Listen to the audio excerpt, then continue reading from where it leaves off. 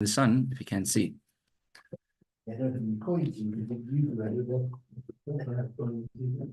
So let's start with the Gemara. We're at the end of the Mishnah, Chav Dalet Amud Aleph 24a, the bottom of the page. Summa. Summa is a blind man, and the Gemara is going to discuss more about blind people. She'ena Piretz Shema Umetargim. He is allowed to be a chazan for Shema. What's a big deal? Why can't a blind person be a chazan for Shema? He has to say Shema every single day. Well, if you look at the Siddur, and in the Siddur, one of the blessings is, before Shema, Baruch Atah Hashem, Yotzer HaMa'oros. Siddur online.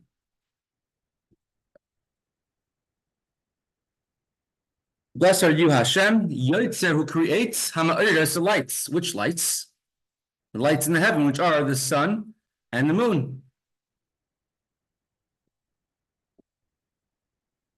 There he is.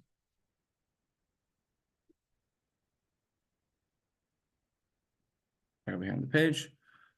The end of the page. Baruch Atah Hashem, Yotzer Ma'oros. Blessed are you, Hashem, who creates the lights, the sun and the moon. And the blind person has no benefit from the sun or the moon because he can't see it. So you would think to yourself that he cannot be a chazan. Truth is, a blind person could be chazan because although they have no benefit directly from the sun, but they have benefit from others who have the sun. But the sun, at least they can also have actually benefit in another way I was thinking.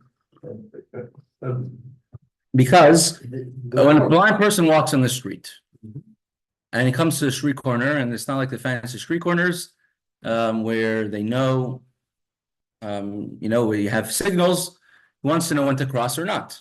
Nowadays, there's technologies which could help them, could read to them, which could help them cross the street. But then they would stop by the street corner and wait for someone to cross the street. That's the way it used to be. Yeah, but there's also the warmth of the sun. Actually, that they can have too. Correct. But Ma'oros means the luminaries, which gives light. So since a blind person has benefit from someone which could see, therefore they can make the blessing Yotzer Ma'oros. Hashem creates the lights. And the Gemara will actually bring a story about that, about how one of the Amirayim walked by night in the street and he saw a blind person holding a lantern, holding a flashlight. He asked him, "You're a blind person, what are you holding a flashlight for? What do you need it for?" And he said, "Because other people could help me walk and they need a lantern to see where to go. I don't bump into anything, I don't trip over anything at all." Blindness is not necessarily an impediment either. There is one of the most, greatest card magicians in the world. He's a blind person. It's not necessarily an impediment. And you said a card magician. You said card, like cards, playing cards. Oh, which you can't even see them. You're getting a hearing aid and delayed it.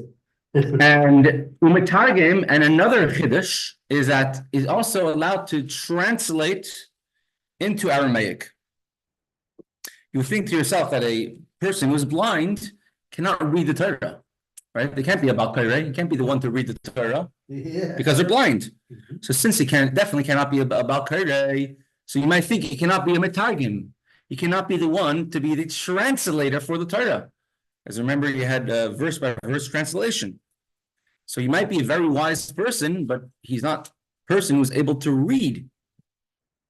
So the halacha is that a person who is blind could translate the Torah because it's not necessarily dependent on sight. There's different levels of blindness. There's a blind person which was once able to see and now can no longer see. And then there's a blind person which can never see in his life. They actually have different halachic aspects. A blind person who was once able to see but now cannot see is obligated in every single mitzvah in the Torah. A blind person who is never able to see in their life, they have certain mitzvahs which they don't have a biblical obligation. And more, it's of a rabbinical obligation. And we can get to that soon. If someone is blind in one eye, that's considered to be totally, obviously valid, a complete person, legally blind as well. It's talking about someone who literally cannot see at all. Someone who's blind in one eye could be a chazan. They were not allowed to be a Kohen in the Beis HaMikdash if they're blind in one eye. They cannot be a member of the Sanhedrin, someone to do capital punishment in the times of the Sanhedrin, when they had capital punishment. The 248 limbs of the body, according to Chassidus, correspond to 248 mitzvahs in the Torah, and there's 248 connections that we have to Hashem. 248 positive mitzvahs. Correct. We use all of our limbs for it. And therefore, someone who is blind, two of their limbs, two eyes, are missing. Two of their eyes are not functioning properly. That means two of their connections to the Torah are not the way it's supposed to be. Two of their connections to Hashem, and hence hence their connection is not as strong. You would think, and therefore, you would think to say they should not be chazan. And there's actually opinions which say that on Rosh Hashanah and Yom Kippur, you should look for a chazan who is able to see in both eyes. And not missing one eye is because they're saying it could be a sign of a spiritual deficiency, God forbid. But nowadays, you don't have to be strict about it. Although the Mishnah Brura, Chafetz Chaim writes that on Rosh Hashanah and Yom Kippur, you should look for a chazan who is sighted, could see from both eyes. But if there's a better chazan, someone with a better voice, we're going to talk about voices soon in the Gemara, if he could sing. They should rather be chazan. In practice, I don't think that we're strict in that, but I'm not so aware of the details in that respect. Continues the Mishnah. Rabbi Yehuda Omer says, Rabbi Yehuda, Kol she'lo ra'a ma'oris miyamav einay peres al shema. If he had someone who was never able to see in their life, they are not allowed to be the chazan when you say Shema, Yetzer Ma'oris, because they cannot say this bracha, this blessing, because they were somebody who was non-sighted. So you cannot say the bracha. The Gemara will explain the two opinions. If someone who is blind could say the bracha of Yetzer Ma'oris, Hashem who creates the sun to see, and the moon, or not.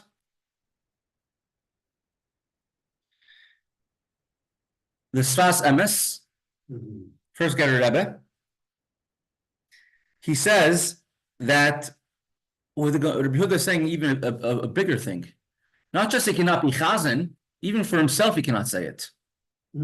Because since he cannot see the sun. So even if he's not chazan, he can't say it, according to Rabbi Yehuda, and he has to answer amen to the chazan. And if he can't say it for himself, definitely can't be the chazan either. Now, our Mishnah in general is not discussing all the halachas of a blind person, because we're in the context of who's allowed to read the Torah. So in that context, we're discussing a blind man can't read the Torah. Once he cannot read the Torah, he could be chazan. It's halachas of a shul, halachas of birchas kohanim. We'll get to it soon. That blessing of the kohanim, if a kohen has a a blemish that will disqualify them from blessing in the Beis HaMikdash, then they are not allowed to go to birchas kohanim either. For example, if a kohen marries a divorcee, we had someone, pretty much I think everyone over here got to knew pretty well in our community, was a kohen, very prominent person, but he became religious from later in life, and he was married to a woman who was divorced. And although he was a kohen, he was never able to receive the aliyah of kohen. He was never able to go up and do birchas kohanim, give the blessing of kohanim, because he was married to a divorcee. And similarly, if a kohen is blind in one eye, he cannot, halachically, he would not be able to go up and birchas kohanim. The thing is, the caveat is that if everyone is so familiar with it, and therefore it's not considered to be a deficiency. That could be, for example, I grew up with somebody who their hand didn't have fingers, right?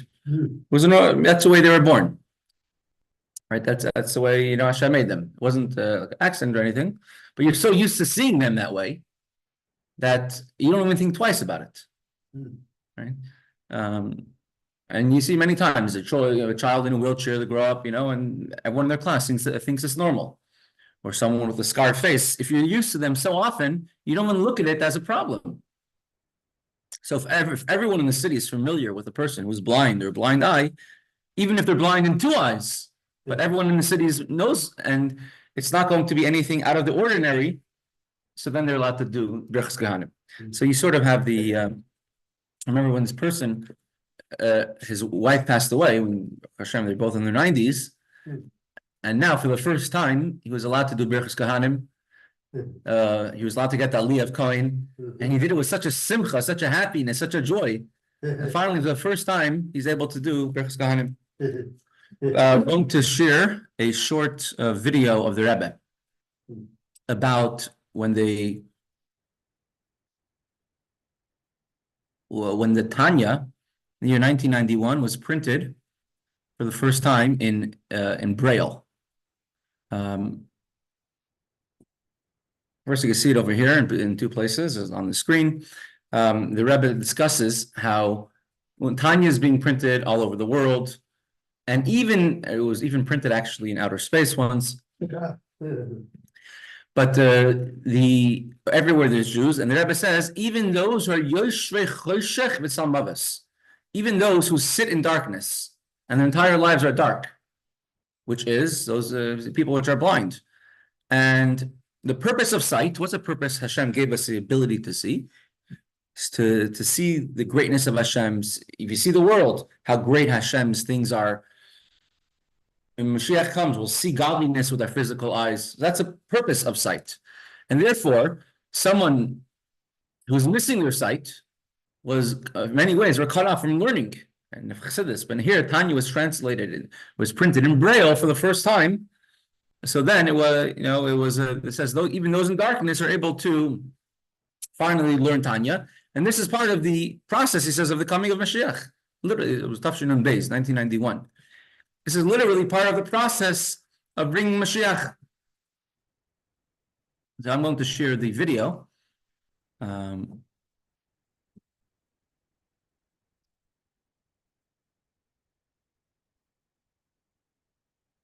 hope the audio goes out good over here. I'll make it full screen about this very short video.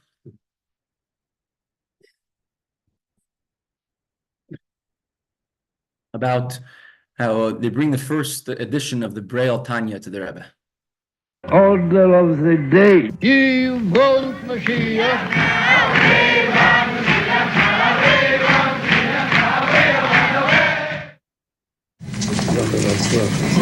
כבוד הרב חיים בן אסתר, כתב ברייל לעברים, הוא כתב את החלק ראשון של טניה. Das macht der Brill von die Versend ist. Wie gemacht der Brill, That's for you. How much? 5. The shoe called Sefer. בשורות הצלחה רבה.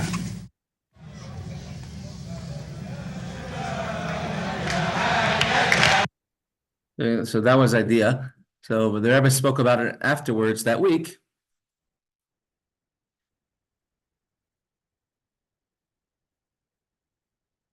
By the Fabring, and the Rebbe spoke about it, and now the Tanya's in Braille, even those who are unable to, those who sit in darkness can now read. And you have the famous joke that there was one time a person was in the park on Chol Pesach, and he's sitting on the park bench and he's eating his matzah. And there's a blind person next to him sitting on the bench enjoying the fresh air. So he's being nice and he offers him, here, you want some? And he says, sure. And he takes it. And the blind person starts feeling it, feels all the bumps and ridges, and he looks at him and he says, who wrote this trash?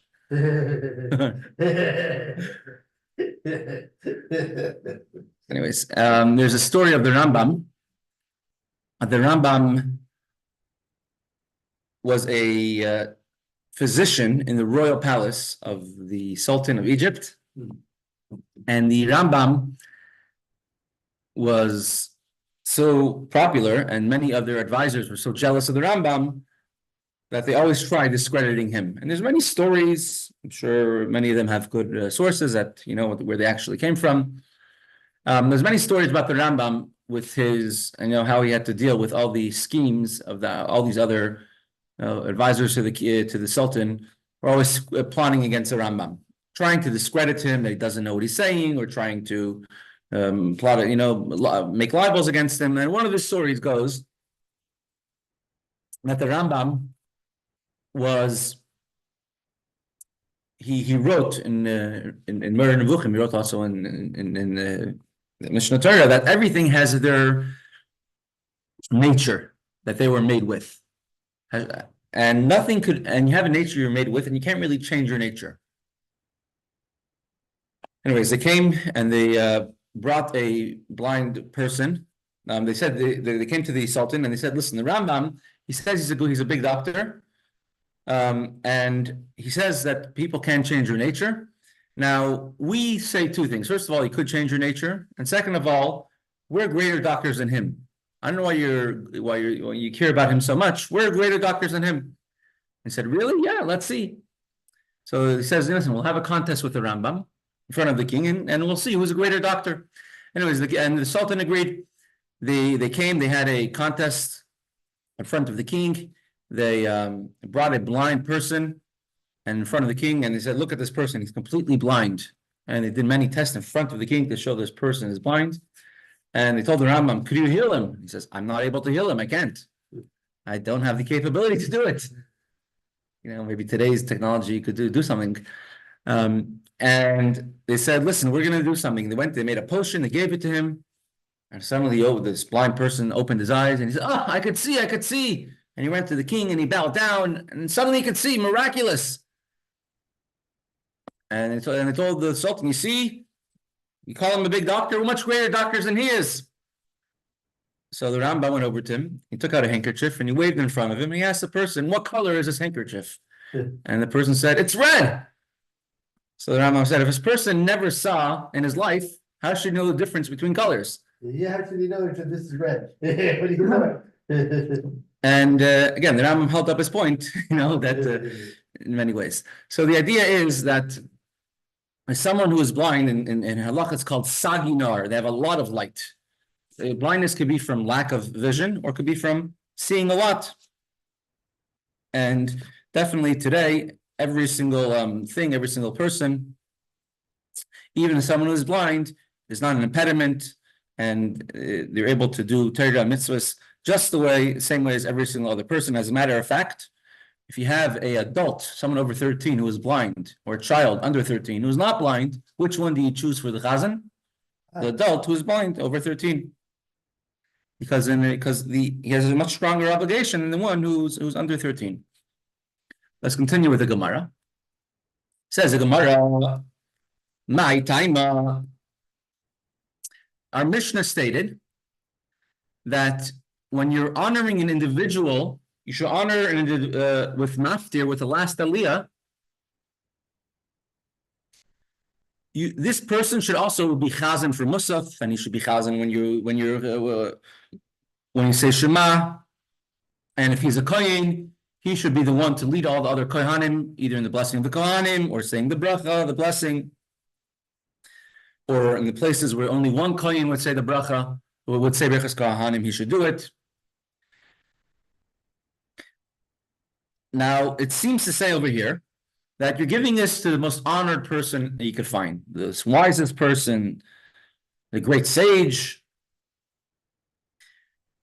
Is a maftir considered to be an honorable aliyah?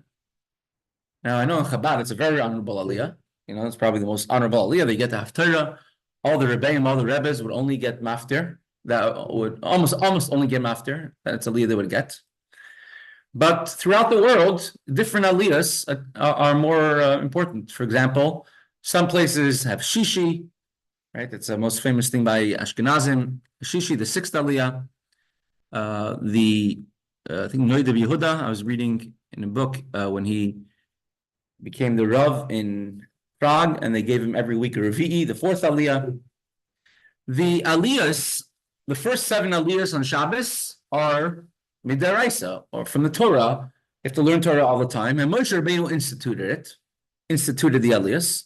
The Aliyah of Maftir is the 7th Aliyah, and the 7th Aliyah is the Rabbanon. It was only instituted much later, sometime in the time of the second Beis HaMikdash. Sometime perhaps during the Greek era. In that era, that's when they instituted the Haftorah. And the only reason why the Haftorah gets an Aliyah, does Maftir, the last 3 verses, is just to show you how the Navi is not less important. The prophets are not less important than the Torah, as we learned just in the previously on this page. So what's more important, the first 7 Aliyahs or the last Aliyah? Obviously, the first 7 are the most important ones. There was one time a guest who came to a city, and he came to the shul on Shabbos, and they called him up they honored him, they gave him an Aliyah, they gave him Revi'i, the 4th Aliyah. And afterwards, a guest comes over to the Gabbai of the shul, and he says, thank you very much for the Aliyah, just in the place, I want you to know that in the place where we come from, Revi'i, we only give it to like the losers, like the good for nothings. It's the people who you don't really want to give an Aliyah to, we give them Revi'i. So the Gabbai said, yes, by us also. No, but getting an Aliyah is a very special, honorable thing. Yes, indeed. And so I one time received an Aliyah, and I got maftir. This is when Baruch Hashem, I had a baby boy a few years ago. One of my brother-in-laws, they come from different circles. And after I got the maftir, he came over to me and says, why couldn't you get a proper deraisa aliyah? Why couldn't you get a proper aliyah from the Torah? Why do you have to get a Rabbanan aliyah? An aliyah which is a rabbinical enactment for many, many years later. So this is not his question. This is an old question. It's a question that Gemara asks right over here. My time, what's the reason that they said the one who receives maftir, he should be the one to be the chazan for Shema, he should be the one to Birchas Kohanim, he should be the chazan for Musaf, and there's a source. The one who gets maftir should be chazan for Musaf. What's the reason why? Rav Papa says, Mishum kavod, because of honor. In a way, it's dishonorable, he says, to get maftir, because it's not a aliyah on the same level. Even a child is allowed to get maftir, which he cannot get a regular aliyah.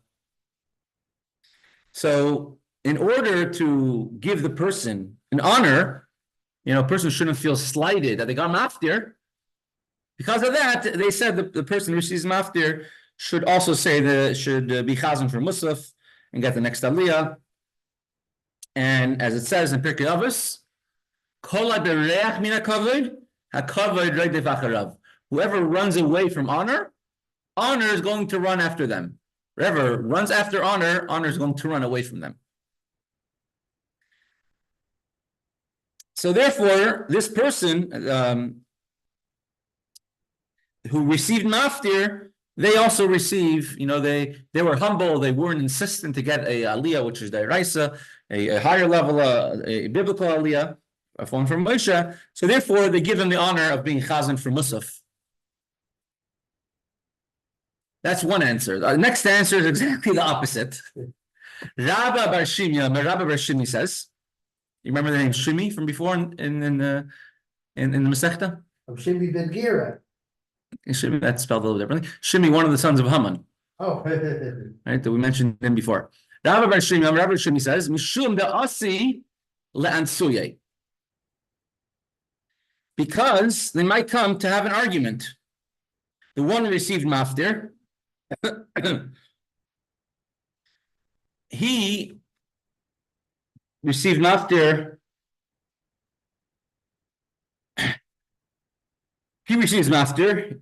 He didn't pay for it. And the one who receives, and the one who's chazan usually gets paid for being chazan.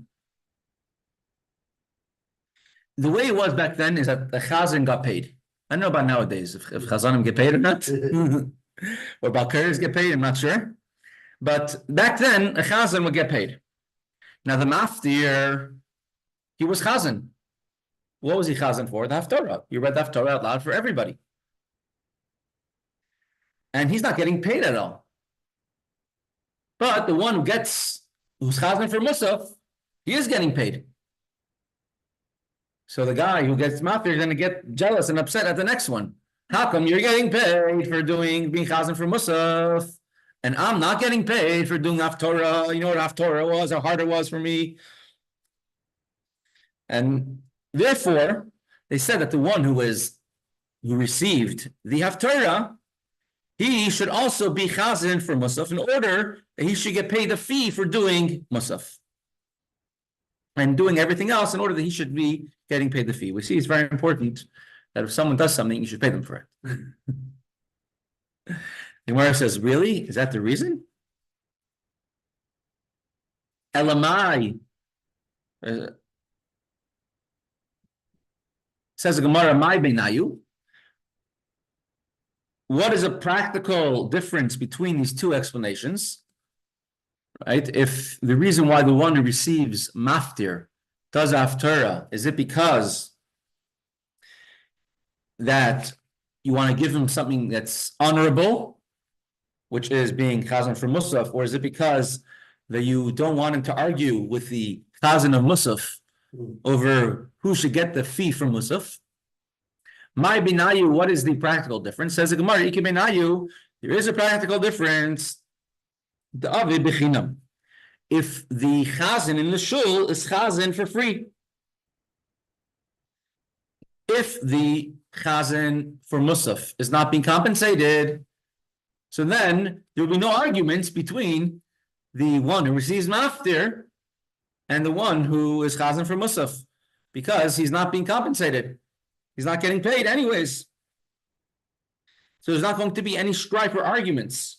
However, according to the first explanation of Rav Papa, the reason why the one who has the haftarah is the chazan for musaf is because he wants to give him something that's makavadik, honorable. So then, in this case, even if the chazan of musaf is not getting paid, he still wants to be chazan for musaf. He wants to do something that's honorable. See how important honor is. There was one time two chavrusas, two friends. They learned in yeshiva together. They were the two top guns in yeshiva. Two top boys, two top bachrim, the most learned ones. And they got married. They still stayed very close to each other. And one of them got a job offer, an offer from a city to come be the rabbi in the city. And he moved away to that city. And his other friend didn't have a chavrusa, didn't have a friend anymore. And he got involved in his father-in-law's business, and he started doing business. And he made a decent living. He wasn't wealthy, but he made a decent living. One day, his business travels take him to the city where his friend is a rabbi, and he says, "Oh, I want to go see how my friend is doing. I haven't seen him in so long." He walks into the city, and the first Jewish person he meets on the street, he asks him, "Excuse me, can you please tell me where I can find the rabbi of the city, the rabbi this and so?" And the person looks at him and says, "That rabbi? You call him a rabbi? That piece of whatever, that piece of filth? You and he spat and he walked off, shocked. Wow, what a disrespect this person has for this rabbi of the city. And he goes to the next person, and the next person gives him a similar response. And nobody wants to even talk about the rabbi and mention him. Finally, he finds one person who agreed to show him where the rabbi lives. But as he's walking with a person the entire time, that person is throwing insults and who knows what else. And against the rabbi. And finally, he comes into the rabbi's house and he walks in. The front door is broken. The steps are broken. House is falling apart. There's nothing on the counter. There's no food in the fridge. And he goes over to him and he says, "What do you need all this for?" He says, "Listen, I'm not wealthy, but at least, I live decently, Baruch Hashem. Nobody has anything negative to say about me." And you're living so poor, you're living, everyone has nothing nice to say. Why do you do this? And he says, and tell me, a little bit of kavod is not important? A little bit of honor is not important? Yes, many people get slighted at the smallest things, and you can have family rifts for generations because of honor. So it's very important, especially in a shul, in a house of a place of shalom, not to slight anybody. Continues the Gemara. Gemara will ask a question from our Mishnah. He'll answer this second explanation of Rav Shimi, that the reason why the maftir is the one to be the chazan for Musaf is that there should not be arguments in shul because of payment. He asks a question from our Mishnah. Now, we learned in our Mishnah, he said,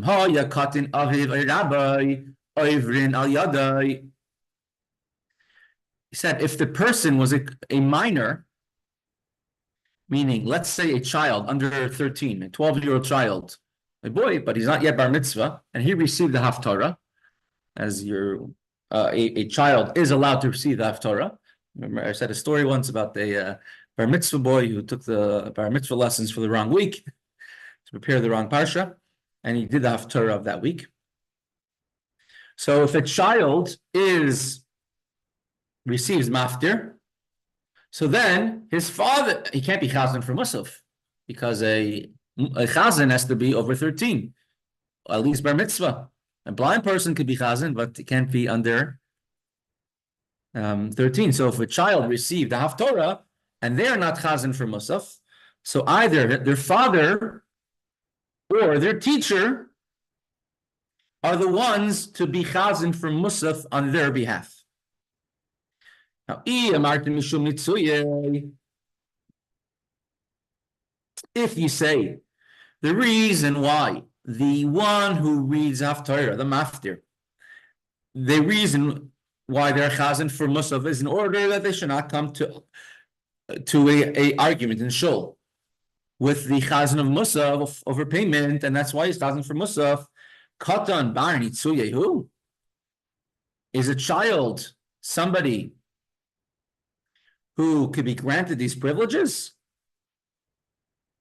A child cannot have any monetary claims. A child does not own any money.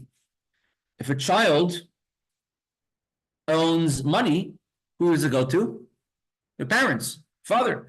So if could the child be someone to argue from the fact that our Mishnah says that a child could be chazan could for haftarah, and instead of them being chazan, it goes to their father, to their teacher to be chazan for musaf. There's no arguments or quarrels over here. The father or teacher didn't do any work to be chazan for musaf, to be chazan to do the haftarah, and therefore there's no. They're not going to be worried that this person is getting paid and I'm not, because they didn't do any work. Answers the Gemara. Elamai mishum kavod. You're going to say that the reason that the maftir is chazan for musaf is because of honor? Katan bar kavod, who is a child? Somebody who's expecting honor, that they should be granted these privileges. A child gets upset. You didn't give me a aliyah, which is from the Torah, instead he gave me an aliyah, which is the Rabbanan. Of course, because a child is under bar mitzvah, he can't get anything from the Torah. Is a child offended that it can't be chazan? I've never seen children of the wall demanding that they should be chazan for Shachris and being the Balpere and reading the Torah. I've never seen children demanding, we're angry, why don't we get to put on tefillin? I haven't seen that yet. Are children people which get upset about honor? How come I only got a D'Rabbanan Dike, a rabbinical aliyah of maftir, and not a deraisa, not a aliyah which comes from the Torah, which comes from Moshe Rabbeinu, of one of the first 7 aliyahs? Obviously, a child is not someone to be particular or expect honor. Eleika kavod aviv v'kavod Rabbi.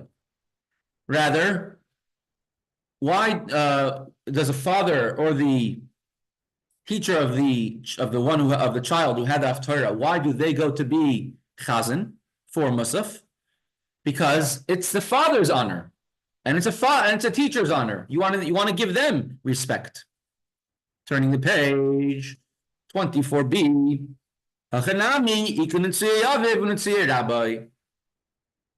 So too, according to Rav Shimi, he could say that's true. The child has no claim. The child's not going to go argue about payment with the one who is if someone else is chazan for musaf.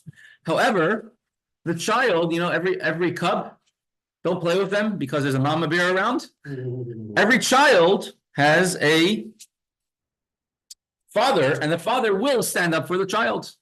Baruch Hashem, do many programs here in Pittsburgh of learning for community, and many are very big, and many are getting bigger, and big and small. And I was told by other people that if you want to have anything successful, the most successful things will be if you get children involved, because their parents will come with them. And I've seen it very, very true, Baruch Hashem. Yeah, so the children are the ones, the parents always stand up and protect their children more than they will protect themselves. So therefore, if someone disrespects a child, the father is going to stand up for the child more than the child will stand up for themselves. And therefore, even though the child won't get paid for doing the haftarah, for being a maftir, but the father will say, I should get paid. You should pay him. And if someone is now chazan for musaf, the father is going to start arguing with the chazan for musaf. I should be chazan because I should be getting paid. And therefore they said that it's better that the father of the child is chazan for musaf. See how far the Gemara goes just in order to preserve the honor of another Jew, another Yid. I have a very short story, and then I think going forward. So there's this blue sefer, this blue book. I don't know if you can see it. I'll just make my video more visible. There's this blue sefer, this blue book. It's the laws of Shabbos. It's called Kitzur Halachos. It takes the Alter Rebbe's Shulchan Aruch. It's just halachos of Shabbos without the opinions inside. So, for example, like from Alter Rebbe Shulchan Aruch, which is halacha with the reasons and the opinions, right? Opinions and the reasons behind it. It takes out the opinions and gives you just the halacha. And then it has very good on the bottom. It has footnotes. It has footnotes as well with many explanations. And this is one which I got from when I was in Rabbi Darren's class. As a matter of fact, here are some tests. Rabbi Darren marked over here when he was my teacher. These are tests in Hilchos Shabbos. He was our teacher for this sefer. It's one of his areas of expertise, Hilchos Shabbos. Here I got 100. Here's 100, and here's 89.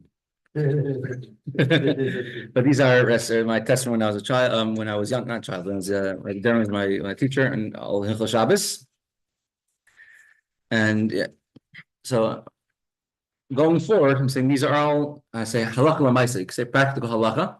And he also has very good footnotes on the bottom. The footnotes, which many times bring like an extra reasoning, or extra point that's not brought down in the actual Shulchan Aruch of the Alter Rebbe. So all this halacha l'maaseh. So I think going forward, maybe 2 days a week, we're doing halacha, laws of Shabbos from this book, from the sefer. I'm going to later check if they have it in English. And 2 days a week, we'll learn Chassidus during the second half. One time during the Mittler Rebbe's times, Rabbi Shaul Ber Zislin was a Chassid and Mashpia in Eretz Yisrael, and he says that Chassidim were sitting with each other, and they were discussing and talking about what's going to be right before Mashiach comes. It's called Yeridas Hadoros. It says that the generation before the time of Mashiach will be the darkest generation, will be in the lowest spiritual level that could always be. So one person said, the darkness will be so great that they're going to learn Chassidus in the same way, with the same approach that we learn Nigla, the revealed part of Torah. Right? Chassidus, you see openly how it's godliness. And the real part of Torah, you have to know it. You have to work on yourself to have that feeling. And many people learn it without appreciating the holiness of it. So he says people will learn Chassidus like they learn Nigla. And his friend said, like, so bad? That's impossible for such a thing for it to ever be like that. I just don't know if any of those Chassidim from the times of Mittler Rebbe ever imagined that there'll be people which are called Chassidim, which have never yet learn Chassidus. You never yet had the problem that maybe they're approaching Chassidus the same way they should approach the revealed part of Torah. So I don't know if any they're able to do it. So Baruch Hashem, at least by us, we are able to learn Chassidus and Nigla together, and to definitely approach it in the Chassidus in the way of godliness, and even the Nigla in a way of godliness.